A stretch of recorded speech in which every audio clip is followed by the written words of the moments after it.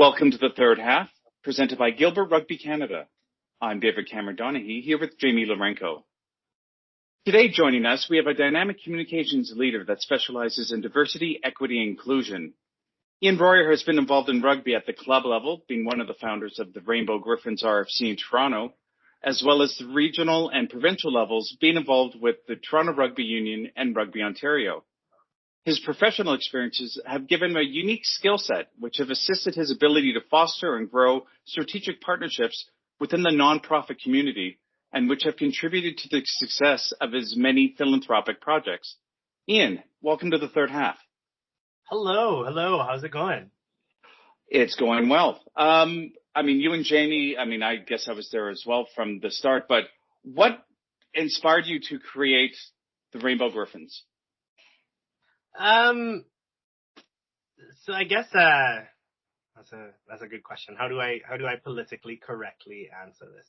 I felt like there was a need to have a space that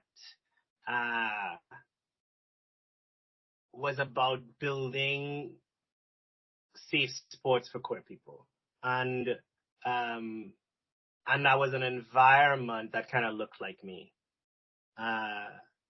I didn't feel like I was the majority, or I didn't feel like I was particularly integrated in the previous club I was with. In the culture, they had a very specific culture that, a club that Long has, and I didn't feel a part of that. So I just felt like I could do something different.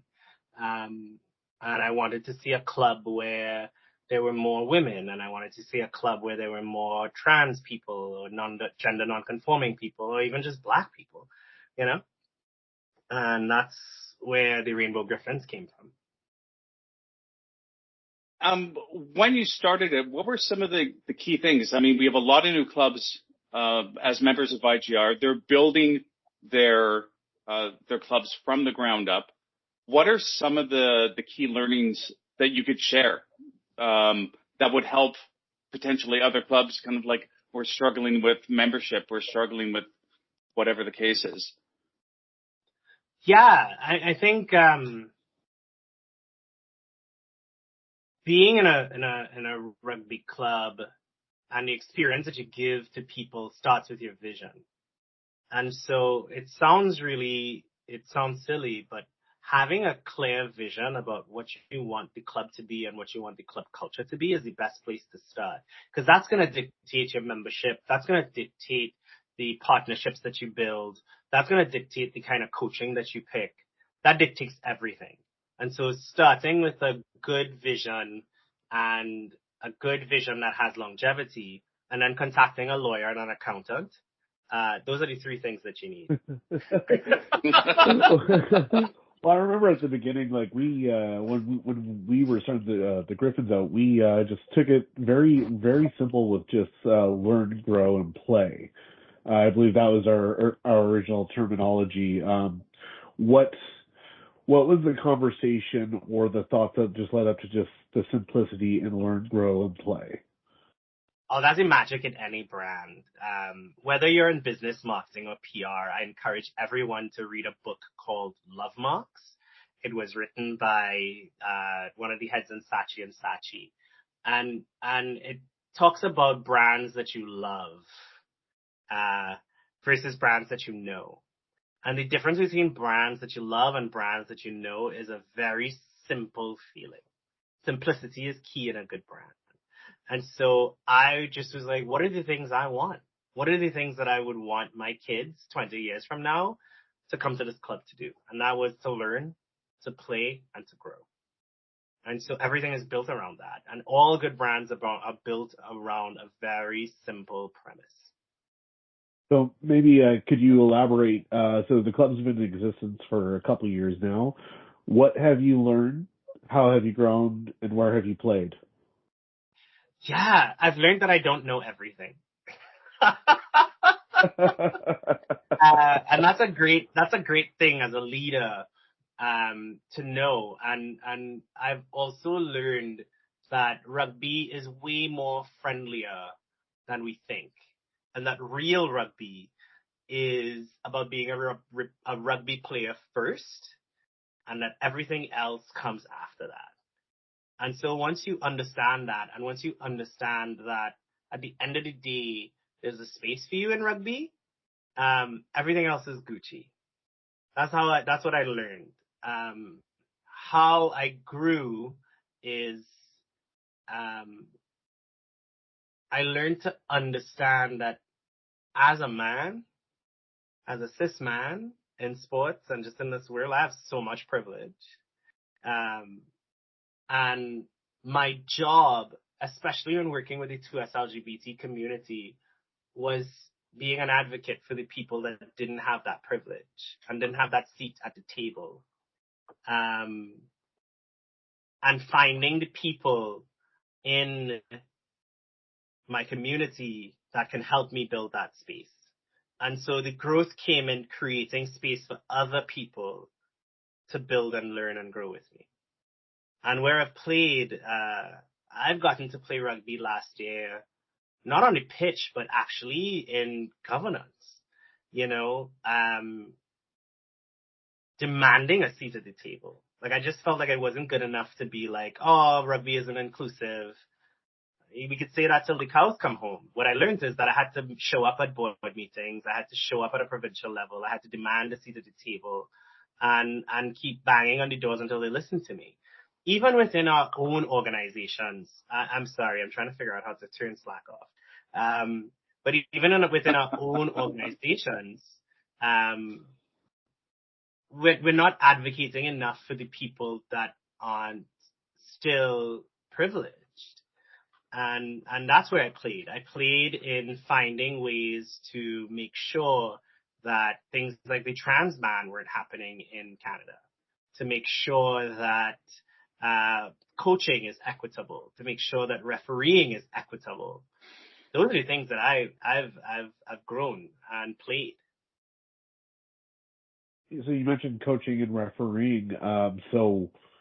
Can you elaborate on the influence that perhaps that you have made, your team has made, or just cultural shifts that have occurred in your time in rugby?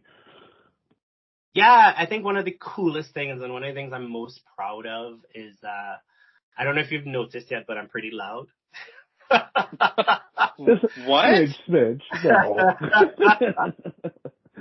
And so I've been able to be a door opener and a shield for younger people, younger queer people, younger neurodivergent people, younger gender non-conforming people to stand up for themselves. Because they know that Caribbean Ian, nobody likes her. She's a bit of a mess. But they know that if they're in trouble, they'll call and Caribbean Ian will come running. And an example of that was, I remember a game in Peterborough. It was one of our first contact games, I think like 18 months in. And our team is just, like, we don't even bother to ask genders and pronouns anymore. You just come as you are, you play rugby, and we'll figure it out when you're comfortable enough to tell us. It's so diverse in that regard.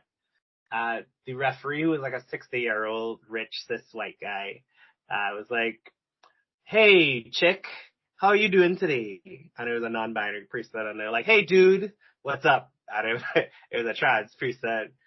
And they were like, okay, this is going to be uncomfortable. And I'm like, no, go talk to him. Just keep in mind that he's a dinosaur. And so one of them went up to him and they're like, listen, I'm not a dude. I'm non-binary. My pronouns are they, them. And like, can we work on the language here? And this man looked at them and was like, listen, I'm too old to even know how to spell pronouns. The best I could do is dude. But can you work with that? And they were like, yeah, we could work with dude. And they're like, okay, cool. Here's the thing. There's a referee shortage in Ontario and you could get paid by being a referee. And unless you become a referee, none of us are going to learn how to spell pronouns. So I'm looking at you all to become referees. Anyway, dude, let's go play the game. And I just watched that. Yeah, I watched that person going up shyly and meekly. And, when you suffer from gender dysmorphia and someone misgenders you, it really hits you. And watching them go from like, I'm going to have to deal with this, to going like, this person just like listened to me and told me to become a referee. And what do you mean I could make $150 a trip and potentially travel the world to be a referee? Ian, how do we become a referee? And so you see that pipeline, that was what the Griffins was about. That person learned that they had power. They're going to grow in the sport by becoming a referee. And they're going to get to play all over the world. And our president now is a young man. He's 21. His name is Nate. We were in a call with Rugby Ontario this week.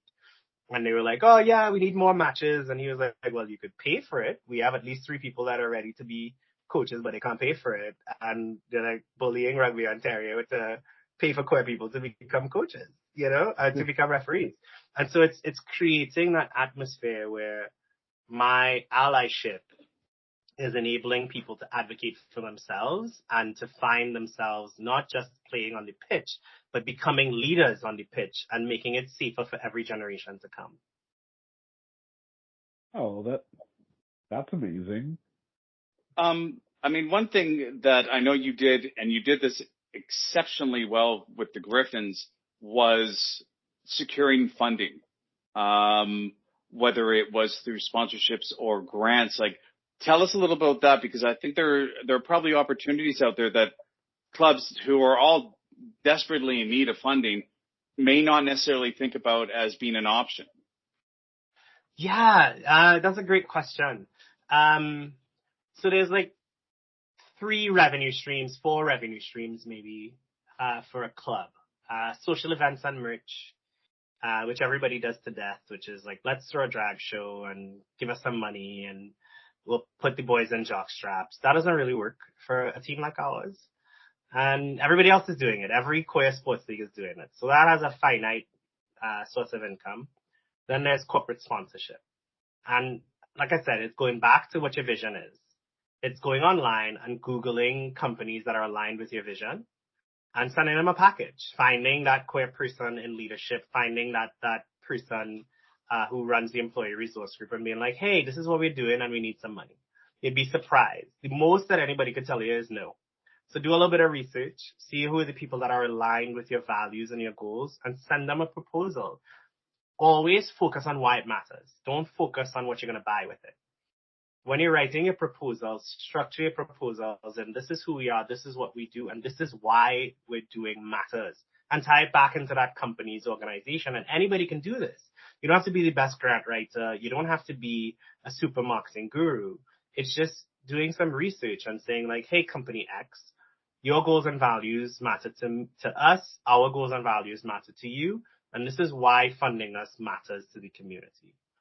And then looking at grants, just a simple Google search, sports grants in X town. See, I think that is a huge opportunity that people don't even think about where they are, but it could be a huge source of revenue for a club that needs it.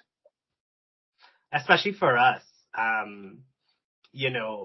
sports, like let's take the LGBTQ aside for a minute. That is one key performance indicator for companies, is helping the LGBTQ community and their employees and their customers.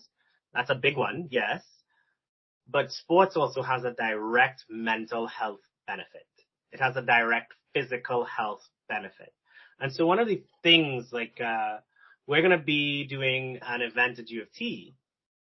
They love us because we're a queer group, but the reality is that they have a varsity rugby team that only has a couple, like maybe 10, 15 people, 20 people recruited every year. And there are a bunch of students that want to get fit. And so because they know that we lead with putting marginalized communities first, they know that we're a safe space for any of their students.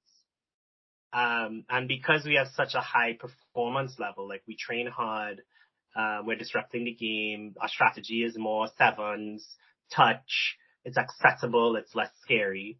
So the University of Toronto, which is one of the largest universities in the world, is like, hey, come play in our dome for 2 hours and recruit students, right? And it comes back to that vision and that mission and then translating that into what the corporation wants. And we're not getting any money, because you imagine recruiting with university students in hot shorts and a sexy t-shirt, what that going to do? Everybody wants one. Like just to get these t-shirts or a rugby ball, they're going to sign up. And then once they have their freeze, once you put a rugby ball in anybody's hand, they almost always come back, right? So it's thinking about those things too, and then really asking yourself if you're living up to that mission. And don't forget the accountant. No matter what you do, you need a good accountant. That's the one thing I'd always advise somebody to spend money on, because they're going to help you with the financial part of it, which is the most daunting part of proposal writing. All right. That's good advice. So, speaking about like U of T and the LGBTQ community, and like we're talking about a little bit of a recruitment angle right now. So, your team's kind of structured to kind of have a different kind of target community, which is just a much smaller portion of the population.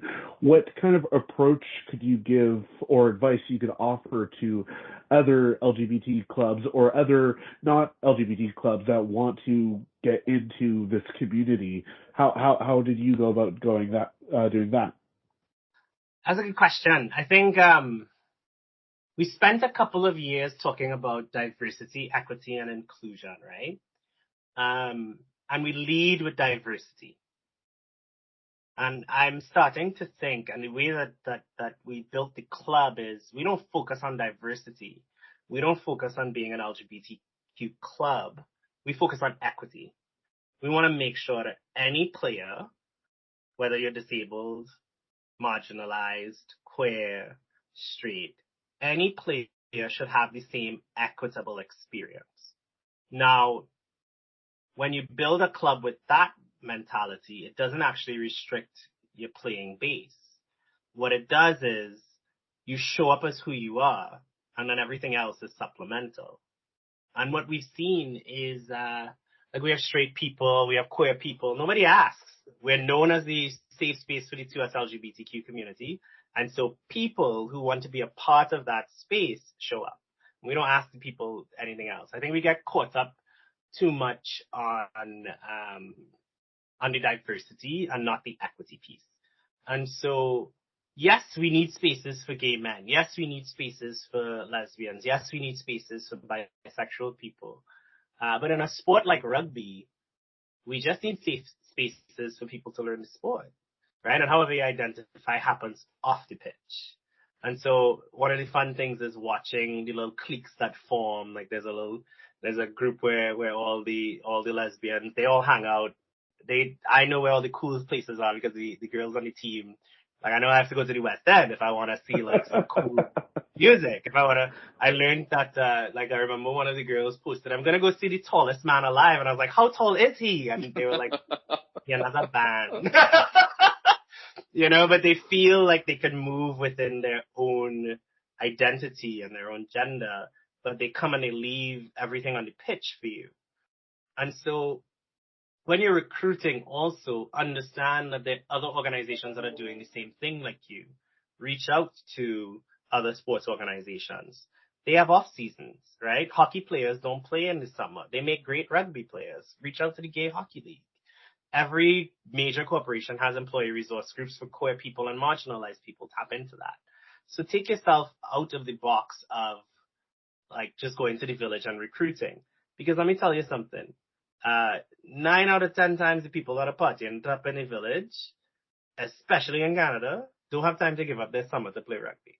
It is summer, and by the time you hit June, forget it. Ain't nobody coming to practice, right? Unless you're recruiting former rugby players who grew up in the culture, that's a different strategy. If you're becoming a club that is really competitive and you're recruiting queer athletes, that's very different than building a club with novices, because the commitment level is going to be different and you have to do that. So like in envisioning the Griffins, why we're building a youth program, which is very, very hard. And I think it's one thing that we haven't been as successful at.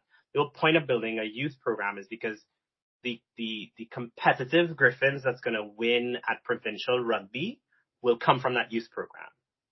The social club that will go to a Bingham or go to a Sevens tournament and have fun and teach people how to play rugby, that's anybody walking off the street. It is insane to think that that you can't have that growth on that pipeline, because there's only a finite source of super athletic players, unless you live in a big city like New York or you live in a rugby country, right? that's the challenge that we're going to face as North Americans. North Americans have a very unique problem because rugby isn't ingrained into our culture as it is in rugby communities. Now, that's a really good point because, I mean, there are a lot of countries where we've got member clubs where, you know, regardless of language, rugby is culture. And it is so kids, you know, when they were in grade school were, you know, 5 years old and they were learning how to tackle. And it's ingrained in them. So to join a club, if they identify as 2S LGBTQ, it's like, oh, that's amazing. I can now go into this safe space. But we don't really have that resource pool, where we are again. And I would say in North America in general. Yeah. And it can get defeating, right? Like it's hard because rugby is such a physical sport. It's hard to be a newcomer, show up every week, and then get decimated and never be able to win a game when you play it on a provincial or city level. That's hard, right? Like the Griffins, the capacity of our players, if we have numbers, would be a really good tier 2, tier 3 IGR team, right? When we did Bingham in our first year and we split up between, like we were half of a team with some people from England, we did really, really well because we had the experience of those British boys with the athleticism that we built over the year. So we're competitive, right? We won a shield. And the women really placed well with the World Barbarians. And, you know, it's hard to play with people you never played before, and we did it. So it shows that the athleticism is there. But if you enter us into division through TRU, we will lose every game. And you're gonna see your club membership dissipate because, like, what's the point? People feel discouraged. Yeah, you know? And it also creates that narrative that we are less than as a queer team, which isn't true. It's just like, if you start anything later in life, it takes a while to get to that level of professionalism unless you come from being an athlete. And so those are some of the things that you need to think about when you're building a new club. Okay. Let's kind of pivot it back to the equity in player base, and let's talk about that. You mentioned it was in your interest to get players who have played before.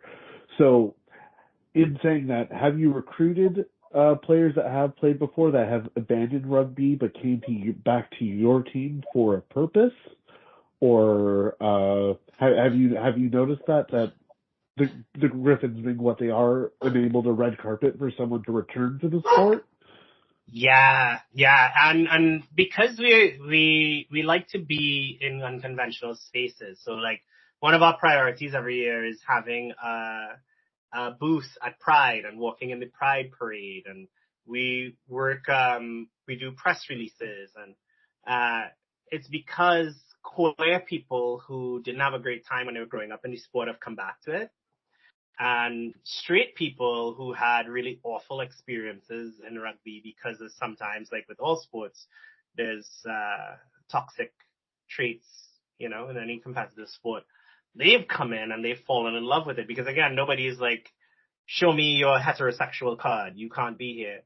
It's more of like, hey, throw the ball and let me tackle you, right? And so we've become a safe space for people to learn. And we've become a safe place for people to return to. And what we're doing is building capacity. So what you're seeing is that the people that are returning to it are also stepping into leadership positions and becoming coaches and referees. Because now they have a space to protect. Now they have a space to grow. Now they have a space to mentor. And it's also fast tracking those leadership skills in new people. Yeah. Right? Like we're about to have people who've played rugby for 2 years about to certify to be referees. That's wild. That is wild. That's amazing. So then, taking that conversation off the pitch, and you mentioned that you've kind of taken more of an administrative governance role. How does that language translate up top? I am in a very lucky position because I'm not.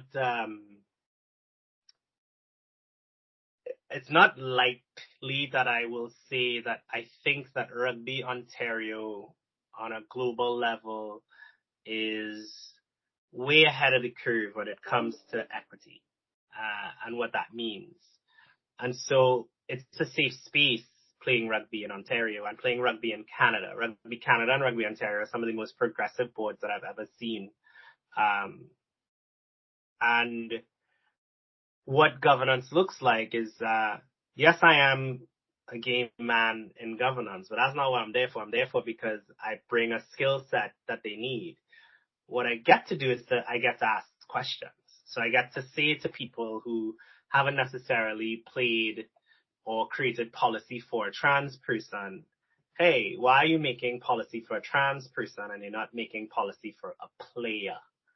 And let's look at the issue through the lens of a player, and let's look at the individual needs. And are we doing the right thing by the player, team, the coaches, the referee? And being able to ask those questions is positioning how people look at equity, right? So yeah, I'm the diverse guy on the board, but what I'm doing is asking the same questions that I would of a player who has Down syndrome or who is deaf or who is blind. I'm making it more about the player needs than the label that the player comes with. And also just pushing the envelope. Like, sports is a thing that can become an echo chamber. The people that rise to the top of governance are people who've been around the sport for a very long time. And sometimes that creates stagnation. And so I just add a different flavor. I just add a different point of view. And I'm very lucky to be in a board that respects me for who I am and what I'm doing, and is making room for me to make a difference, you know? And that's why I'm like I remember people would make fun of my of different clubs because they're just like, well, how can you complain about this and you never come to a board meeting, right? So you know, a part of your due diligence is in getting into governance, but you owe it to your players to have a seat at the table and to take up as much space as you can, or things like the trans ban is going to happen. Okay.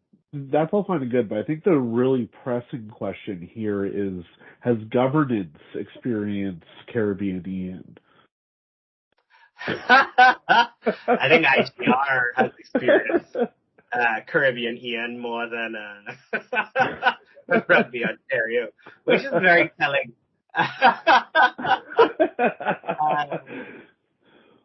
Well, don't need to open the Pandora's box there. We just had to throw that question out there. I will say that they know who I am at a World Rugby level, especially around the trans issue.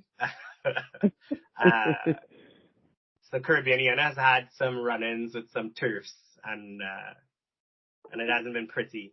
But no, generally on a whole, I think that you have to be able to take up space, because it's hard to ignore you if you're there. If you're in every board meeting, you can't say you missed anything. You could shut things down. You could provoke thought, and you don't have to be loud to do it. I would say that our new president and vice president are very quiet people, and they go into rooms and shut things down. Right? You don't need to be loud to be in governance. What you do need to do is to be smart, and you need to learn how to play politics. And that's one thing that I've kind of always struggled with, even with IGR. Like I've said many times to various leaders at IGR that at some point the organization needs to demand a seat at the table and stop being a passive bystander, right? Like, at the end of the day, when the trans ban happened, we didn't have equity. We were diverse. We were their diverse card. We were we talk to gay people, but we didn't have equity. We didn't have the same ability to vote. We have as much players across the world as other unions, and it didn't mean anything. And so how do you solve that problem? That's what leadership is about. Okay, so hypothetically, let's just say we have David here, and for the sake of argument, we're just going to call him Rugby Santa Daddy. So you had a chance sit on Rugby Santa Daddy's lap and ask for one rugby wish, what would that be? What would you ask David for?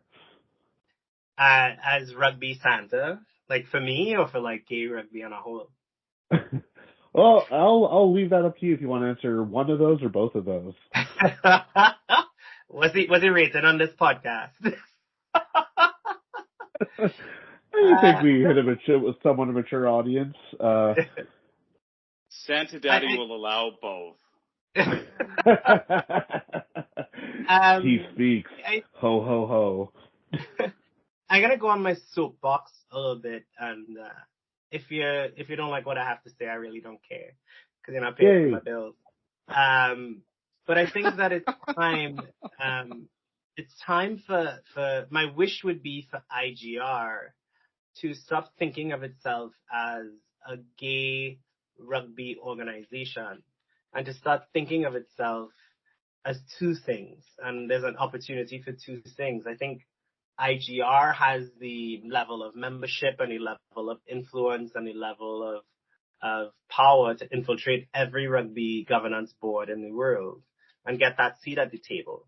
And that requires you being a very dedicated advocacy group, right? That's what advocacy is. Advocacy is how do we get into the rooms that make policy and change that policy.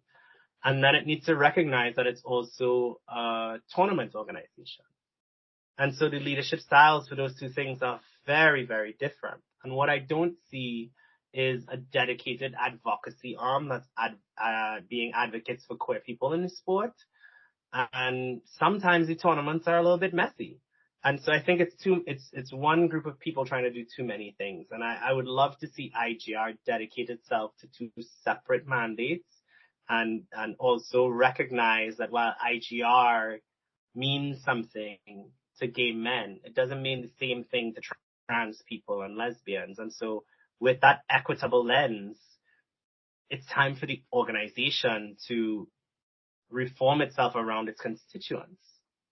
And yes, a legacy is a great thing, but I've seen many clubs get hamstrung and be stagnant because they're more focused on the legacy than their constituents. And so that would be my wish. It would be for IGR to recognize that it's outgrown its mandate, to reach out to all of its stakeholders and really separate itself into leadership that really monetizes and really raises the bar for what queer sports tournaments looks like, and then one that just focuses on advocacy.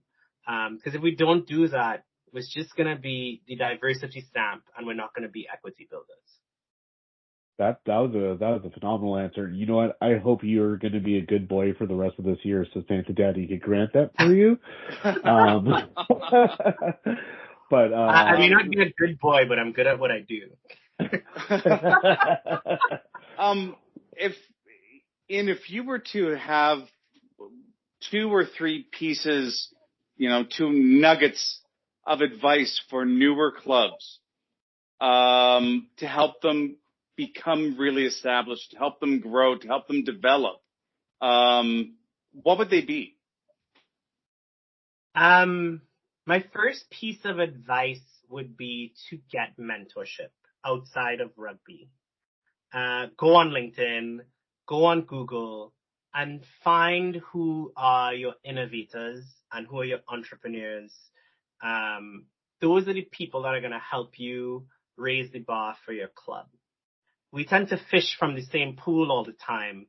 And if you do that, you're going to get stagnant. There's some people that genuinely want to help queer organizations be the best that they can be, and they're not necessarily rugby players, right? Like our Grants guy has never held a rugby board in his life. He's been with us for 3 years, and every year at the beginning of the year, he sends a list. These are the grants you can apply for.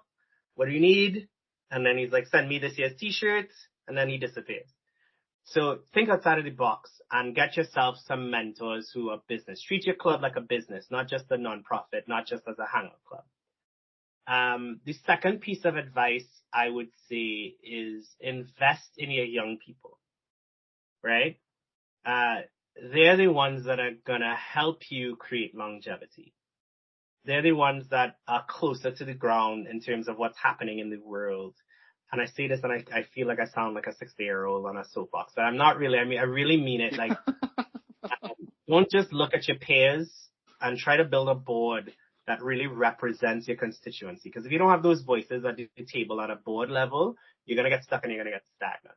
And my last piece of advice is just have fun, you know, make fun the thing that you commit to every time you have a board meeting, every time you show up on a pitch, every time you go to a pitch, every time you practice. If you do that, you're going to build a really, really good culture that everybody's going to love. And the people that you bring in, if they love what they do, they're going to build that competitive arm. They're going to build that social arm. They're going to do all of that if they show up every day and have fun. Right now, I have people in our group saying, I really miss touch rugby. And I'm like, it is 1 degree outside. Where do you want to do touch rugby? The coaches, we don't want to see y'all yet. We did a 9-month program. And still I'm able to connect them with different clubs that have winter programs that are much more robust than us. And so they're going into, and I didn't actually do that. The club members found it and they're like, hey, you could go and do rugby here and you could go and do rugby there. And because we are fun and we're fun to be around, clubs with a lot of money who could rent domes, clubs that want to travel, they're like, oh, Griffins are coming to practice, no problem. Oh, you can't afford to pay, don't worry about it. You know, and so that's the legacy of fun. Build that into everything that you do. I think that's really, really wise because it not only fosters that culture, but it's also how the team can be identified, which will resonate with other organizations, other clubs, companies, potential sponsors. It's like, this is a good group of people that they're there to have fun. And, you know, there's no negativity. Yeah, the York men's rugby team, which is a serious rugby team. They have us in their little group chat and they're like, whenever you want to drop into practice, drop in. Now, you know, if you're going to drop in there, you have to run for 80 minutes and it's no joke. Like that's serious people playing rugby, but there are people on the team who want that and they can access that and they show up as Griffins, right? Like we're known to be fun people that show up. So yeah. And also just don't forget the lawyer and the accountant. Key messaging here, folks. Lawyer and accountant. Yeah. Well, Ian, thank you so much for joining Jamie and myself. I mean, we've known each other for quite some time, but it's really, I think, going to be helpful for a lot of clubs to just get this different POV on things, because they may find themselves at a standstill or kind of getting stagnant. And I think a lot of the ideas and recommendations you have are really, really valid and can be applied regardless of country or territory that they're in. Yeah, thank you. And thank you for having me and doing this podcast. When I talk about equity builders, that's what you're doing. Like this podcast has been so fun to follow because you're bringing different perspectives to the community. We haven't had a voice as IGR for as long as I've been. You see it on, like we communicate on Facebook for, like, you know, like it's not been the most immersive. And so I don't think that you give yourselves enough credit for what you do by building this podcast. So thank you for that. Oh, well, thanks for your compliments. Honestly, it's only people like you that enables people like us to be able to share great stories. So, yay for all of us for being great. Yay. Can I get a house down payment if I'm good though? Like I don't really need rugby. I just need a house down payment. The economy. You know, we really got to let you go now. Yeah, sorry. It sounds like the line's getting kind of staticky. So on that note, I'd like to thank everyone for listening. I'm David Cameron Donaghy here with Jamie Lourenco. We will see you next time.